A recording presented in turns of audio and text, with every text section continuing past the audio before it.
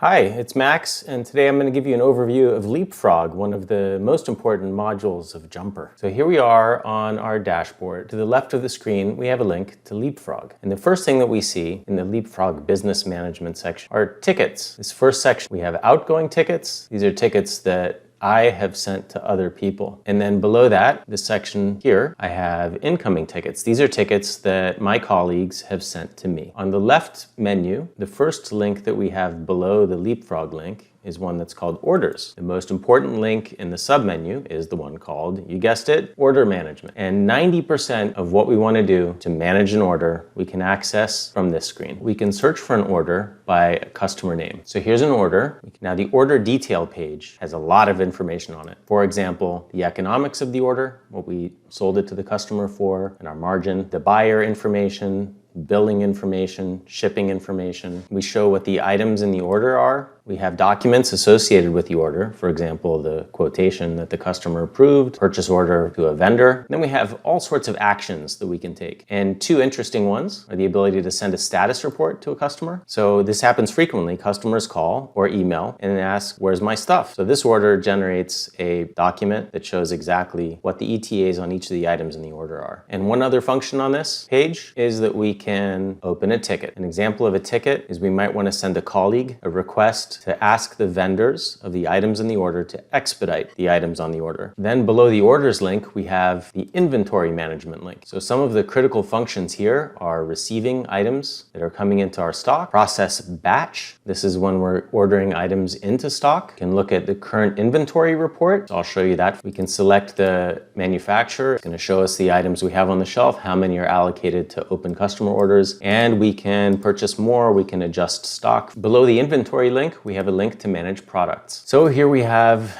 all of the products by Rilux Technologies. From here, we can edit. You see all the data that we collect. Now, this is a product that is active. That means that it's on the public website. It can also be not active, and it can be pending. Pending just means that it doesn't show up on the public website, and far less information needs to be collected to have a pending item in the system. The next link below the products link is the vendor management link. We can look at the list of manufacturers that we have in the system, and then we can drill into each manufacturer, and then we can collect information about each manufacturer, including their address, their contact information, policies associated with the manufacturer, and where we purchase those manufacturer items from. Could be the same company, or could be a different company. Below the vendor link is a link for purchasing. Here's where we process the new orders that we have in the system. So here are some orders that are waiting to be processed. From here, we can drop ship, or we can send the items to inventory. We have them in stock, or if we want to purchase more, to ship them from the warehouse. Below the purchasing link, we have a link to manage customers. So here, for example, I'll look up a customer and we can manage the customer from here. This is a scorecard for the customer showing how much business they've brought in, and this is a list of orders. Below that, we have a link for bills and credit management, and this is important because when we send a purchase order to a vendor, we're telling the vendor how much we're going to pay for the items that we're ordering, and we're telling the vendor how many we're ordering. If, when we get the vendor bill, quantity differs from what we had in our PO, or if the price differs from what we had in our PO, that will trigger a variance report. And so we'll see the variances and we'll be able to approve them. If we deny the price variance, then the system's going to generate a request for credit to that vendor. Below that, we have credit memo management. This is RMAs and RGAs, so returns